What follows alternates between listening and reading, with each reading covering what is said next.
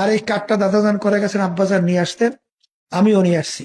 আব্বাজান বলতেন বরকতি কাঠ, যারা ব্যবসা করেন ক্যাশ বাক্সি নিয়ে রেখেন, আল্লাহ ব্যবসায় বরকত দেবে। যারা ব্যবসা, অনেকেই মনে করেন আমরা দাড়িপাল্লার লোক, অনেকেই মনে করেন আমরা হাত পাকার লোক, আমরা এই মার্কার লোক, ওই মার্কার লোক। আমি বলি আমাদের কোনো মার্কা নেই কোরআন ছাড়া। কথা কয় না, আমাদের কোনো মার্কা নেই কি ছাড়া? কোরআন ছাড়া। কোরআনের সাথে যেটুকু মিলে যায় আমরা সেটুকু তাদের সাথে আছি না নাই? তারেক রহমান বললেন বিশ্বনবীর ন্যায় নীতির আদলে দেশটাকে গড়তে চায়। এই বক্তব্যের সাথে বিশ্বনবীর যে ন্যায় নীতির আদলে দেশ গড়তে চায়, এই বক্তব্যের সাথে আমাদের বক্তব্যের মিল আছে না নাই? কথা কয় না। তো বিশ্বনবীর ন্যায় নীতির আদলে দেশ গড়তে চাইলে আমাদের কোনো অসুবিধা আছে? ফখরুল ইসলাম আলমগীর বললেন যে কোরআন সুন্নাহর আইন দিয়ে দেশ চালানো হবে, কোরআন সুন্নাহ বিরোধী কোনো আইন করা হবে না। যদি সেটা হয়, এই কথার সাথে আমরা দ্বিমত পোষণ করার কোনো সুযোগ আছে? কথা কয় না, আছে? সুতরাং আমাদের কোনো মার্কা নেই। আমাদের মার্কা কোরআনের মার্কা, আমাদের মার্কা নবীর মার্কা। কোরআনের সাথে রাসূলের আদর্শের সাথে যাদের মিলে যায় তাদের সাথে আমাদের সম্পৃক্ততা আছে না নাই? কিন্তু এইটার সাথে যদি মিল না থাকে, সে যত বড় দাড়ি পাল্লাওয়ালা হোক, ওই দাড়ি পাল্লাওয়ালার পিছনে আমরা যাব না। কথা ঠিক আছে তো? আমার কথা বোঝেননি মনে হয়, বুঝতে পেরেছেন? হাত পাখাওয়ালা যদি কোরআনের বাইরে চলে যায়, সেই হাত পাখার সাথে আমাদের আপোষ হবে না। বলতেছে 143টা না 45টা এ গ্রেডের আসন। কি গ্রেডের আসন? এ গ্রেডের আসন। তাদেরকে অনেকেই প্ররোচিত করতেছে যে আপনারা কেন এত আসন কম নিবেন, আপনারা বের হয়ে আসেন। এবার আলেম ওলামারা একটু ঐক্যবদ্ধ হয়েছিল, আমরা প্রত্যাশা করছিলাম তারা ঐক্যবদ্ধভাবে হয়তো ভালো কিছু করবে, কিন্তু গুতাগুতি আছে না নাই? কথা কয় না, আছে না নাই? এই জন্যে হুজুর দাওয়াত দিয়ে অনেক মাহফিলে গেলি দেখি আমাদের দ্বিতীয় বক্তা খুঁজি যে দ্বিতীয় বক্তা কই, কয় পাশের ঘরে রাখছি। তা আমার এই ঘরে কেন? এ রাখছি হুজুর। মানে ওই কমিটিও জানে যে দুই বক্তা যদি এক ঘরে তুই গুতগুতিতে মারামারি করে বসতে পারে, তখন মাহফিলের সমস্যা হবে। তার থেকে দুই বক্তা দুই ঘরে থাক। এই সত্য বলছি না মিথ্যা বলছি? হ্যাঁ ভাই, আপনিও কি করিছে? সাইফুল্লাহ বিন আমাদের এনামুল হাসান বিন নূর ভাইয়ের আমি আসার আগে তাড়াতাড়ি নিয়ে আইছে যে এসে যদি আবার গুতগুতি করে। হ্যাঁ, এই জন্যে হুজুরা এই গুতগুতি যদি বাদ দেয়, সমাজটা শান্তিতে ভরে যাবে। বলেন ঠিক কিনা? এর আগে কিন্তু এই প্রশ্নটাই আমাকে করেছিলেন আমাদের প্রিয় মুহতারাম জনপ্রিয় জননন্দিত আপনাদের অঞ্চলের প্রার্থী, যে আপনাদের মধ্যে এত মতবিরোধ কেন, এত রেশারেশি কেন, এত দল কেন? এই প্রশ্নটাই করেছিলেন। যদিও আলোচনার আমার ওইটা প্রেক্ষাপট ছিল না। তো এই রেশারেশি এক জায়গায় ঢুকেও এক থাকতে পারতেছে না, এটা কোনো কথা হইল? বলেন। এই জন্য আলেমদের এক হওয়ার দরকার আছে না নাই? সকল আলেমকে আল্লাহ এক করে দিন, পড়েন আমিন। আল্লাহর পথে যারা চলে তাদেরকে এক করে দিন, বলেন আমিন। আমি বললাম যে কয়দিন আগে বিএনপির আয়োজনে আমি এক মাহফিলে বক্তা ছিলাম। তো বিএনপির আয়োজনে আমি মাহফিলে বক্তা, কেমন না একটু আমি আমার কথা বললো হুজুর। আমি বললাম কোনো সমস্যা নেই, আমরা তো যেহেতু এতদিন ধরে ওবায়দুল কাদের বলতো খেলা হবে, তো এই খেলা হবে বলে বলে আমাদের খেলার লোভ ধরায় দিয়ে চলে গেছে। যেহেতু এখন মাঠ খালি, সুতরাং খেলা তো করা লাগবে। তো তখন কি করেছি, এক দল যেহেতু ওয়াকআউট করেছে, আমরা যে 11 জন ছিলাম 5 জন আর 6 জন ভাগ করিতে নিজেরা গোল দিচ্ছি। কথা কয় না? যেহেতু মূল প্লেয়ার মাঠ ছেড়িতেছে, তাহলে এখন কি করেছি, বিএনপিরা ধরেন 6 জন, জামাতরা 5 জন, আমরা নিজেরা গোলবার ঠিক করি তো খেলতেছি। অসুবিধা কোথায়? এটা ভালো না খারাপ?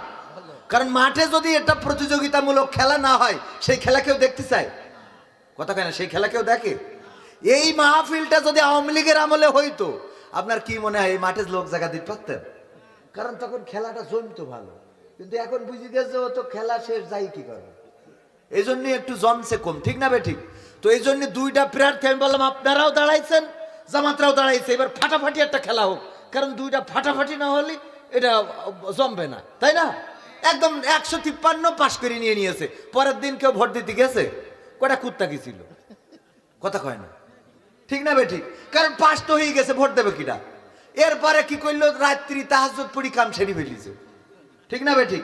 পরের দিন কি ভোটের লোক গেছে? যাই নাই তো।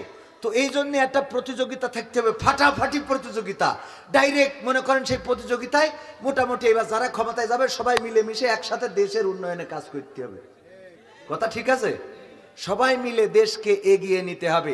এটাই দেশপ্রেম, এটাই ভালোবাসা।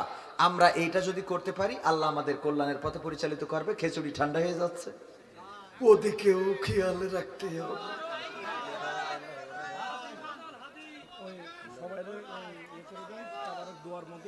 আচ্ছা, দোয়ার মধ্যে তাবারক দেবে কার গজল?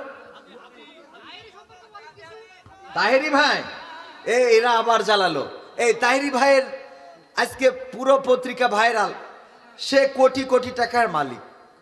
কত, 1 কোটি কত টাকার মালিক, এটা যেহেতু সংসদ সদস্য পদপ্রার্থী, উনি হিসাব দিয়েছেন। তো এই টাকার মধ্যে তার নামে রয়েছে 30 ভরির উপরে গয়না, কিন্তু বোন নামে দেয়নি। ভালো কাজ করেছে, কারণ বউ যদি চলে যায় গয়না নিয়ে চলে যাবে না। তো এই জন্যই সচেতন থাকার দরকার আছে না নাই? এইগুলো ভালো স্বামী যারা সচেতন, আলহামদুলিল্লাহ, তারা কি সচেতন। এরপরে ঝামেলা যেটা, সেটা হলো পত্রিকায় খালি নিউজ করতেছে যে তাহিরির ইনকামের উৎস হলো ব্যাংকে জমা টাকার সুদ। হ্যাঁ, জমা টাকার 1 কোটি কত লক্ষ টাকার মধ্যে সুদ হইলো মাসে মাসে মাত্র 26,000 টাকা। ওইটা বড় করে দেখাচ্ছে। হ্যাঁ, ওইটা বড় করে দেখাচ্ছে। তবে এটা সত্য যে একজন আলেম হিসাবে অন্তত ব্যাংকের এই সুদ সামনে আসা দরকার ছিল না, ঠিক কিনা? ব্যাংকের সুদ কেন নিবেন? ব্যাংকের এই যে ইন্টারেস্টটা কেন নিবেন? আপনি মুনাফা নিতে পারেন শরিয়া ভিত্তিক যে ব্যাংকগুলো পরিচালিত হয় সেখান থেকে, কিন্তু সুদ ভিত্তিক ব্যাংকে লেনদেন করে সেখান থেকে প্রফিট নেওয়া, এটা স্পষ্ট হারাম, এটার কোনো সুযোগ। অনেকে আবার এটা বললে বলবে যে ইসলামী ব্যাংক তো ঘুরাইয়ে খায়, এরম কয় না? ইসলামী ব্যাংক কি করে? এই ঘুরানোটাই হলো হালাল। ঘুরানোটা কি হালাল? একজন মেয়ে পছন্দ হয়েছে গদখালি যেয়ে, আপনি তারে বললেন আই লাভ ইউ, বললাম আমিও আই লাভ ইউ, লাইলাতুল ফেব্রুয়ারিতে ঘুরে বেড়ালেন। হালাল না হারাম? কথা কয় না, হালাল না হারাম? কিন্তু যদি পছন্দ করার পরে গদখালিতে দেখে পছন্দ হয়েছে, অ্যাড্রেসটা নিলেন, মেয়ের বাবার কাছে বাড়ির থেকে আত্মীয় পাঠালেন, আত্মীয় গেল, বললো যে আপনার মেয়েরে আমার ছেলে পছন্দ করেছে, আমার একমাত্র ছেলে, বিয়ে দিতে চায়, আপনি যদি আপত্তি না করেন। এই ওরা বললো ঠিক আছে আমরাও দেখতে যাব। দেখতে আসলো, ঘর বাড়ি দেখাশোনা হয়ে গেল, মোটামুটি পছন্দ হলো। এবার দিনক্ষণ ফেলা হলো, গাড়ি নিয়ে বিয়ে করতে আসলো, কাবিন সেট হলো, তারপরে কবুল কবুল কবুল। এইবার লাইলাতুল ফেব্রুয়ারিতে ও গদখালি কেন? যদি আরো কোনো জায়গায় যায় কোনো অসুবিধা আছে? তাহলে ঘুরাই খালি কি বোঝা গেছ তো? ঘুরাই খালি কি? হ্যাঁ, যারা বলে ঘুরাই খাই, ওদের বলেন ঘুরাই খাওয়াটাই তো হালাল। আপনি ঘুরাই নিলেন মানে কি হইলো? হালাল হইলো। আপনি ঘুরালেন না মানে কি? হারাম। তো এই জন্যই তাহেরি ভাইয়ের প্রতি পরামর্শ, তিনিও আমাদের একজন ভালোবাসার মানুষ, আমরা মহব্বত করি। তার ডিজে গান হিন্দুদের পূজায়ও বাজে, যদিও সে ডিজে গায় নাই, বানাই নিয়েছে মানুষ, তো পূজায়ও বাজে তার গান। দয়াল তোর লাইগারে, আর ড্যান্স আছে না নাই? কুপা কুপি ড্যান্স। এগুলো নিয়ে তো কথা বলতাম, যুবকদের নিয়ে আমার কত কথা মন চায় বাবা, কিন্তু আমারে রাত করে উঠাই দিয়েছে। আবার দিক খেচড়ি ঠান্ডা হয়ে যাচ্ছে, সব দিক চিন্তা করতে হচ্ছে। নাই যুবকদের একটু ডিজে নিয়েও কথা বলতাম। ওই যে আমার কাছে প্রশ্ন দিয়েছে পাবনায় যে হুজুর, এই মুসলমানি অনুষ্ঠানে ডিজে বাজানো কি জায়েজ আছে? আমি বললাম যদি তোর মুসলমানি দিক যে হিন্দুকে ডিজে বাজাইতে হয়, তার থেকে আকাটা থাকা ভালো।